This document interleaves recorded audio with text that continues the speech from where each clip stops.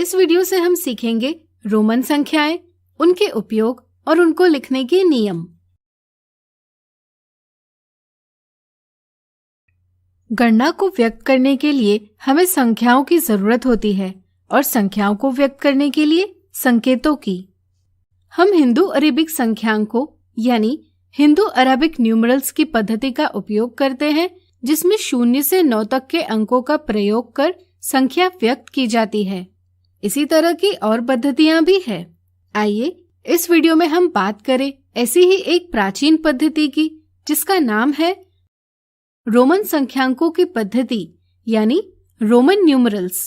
आपके पढ़ने और लिखने में रोमन संख्यांक कई बार आए होंगे, जैसे स्कूल की समय सारणी यानी टाइम टेबल में, घड़ियों में, किताबों में, प्रश्न पत्रिका में और कई सारे। आइए इस पद्धति को समझें।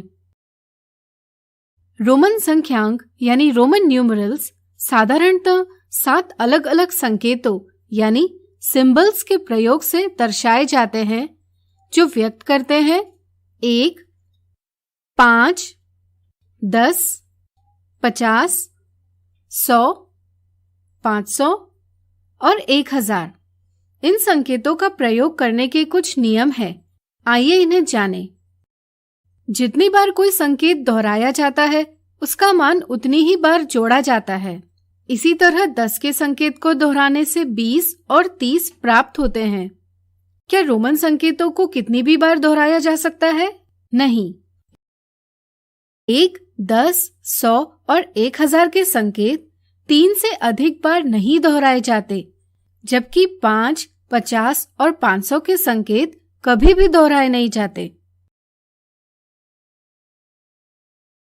अगर छोटे मान का संकेत बड़े मान वाले संकेत के दाईं ओर लिखा जाता है, तो उनके मान जोड़ दिए जाते हैं। जैसे 5 के साथ 1 जोड़कर 6 और 10, 5 और 1 को जोड़कर 16 ये संख्याएं प्राप्त होती है। इसी तरह अगर छोटे मान का संकेत बड़े मान वाले संकेत के बाईं ओर लिखा जाता है, तो बड़े मान से छोटा मान घटाया जाता है। जैसे 5 से 1 घटाकर 4 और 10 से 1 घटाकर 9 ये संख्याएं प्राप्त होती है। 5, 50 और 500 के संकेत कभी भी बड़े संकेत के बाईं ओर नहीं लिखे जाते, यानी कि इन संकेतों को कभी घटाया नहीं जाता।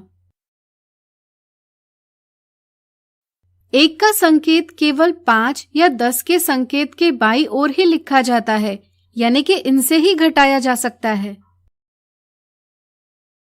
इसी तरह 10 का संकेत केवल 50, 100 या 1000 के संकेतों के बाईं ओर ही लिखा जा सकता है, यानी कि इनसे ही घटाया जा सकता है।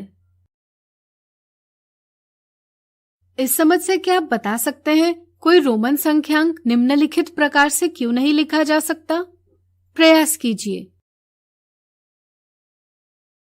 जैसा कि हमने पढ़ा, कोई भी संकेत 3 से अधिक बार नहीं दोहराया जाता, इसलिए ऐसा लिखना गलत होता है।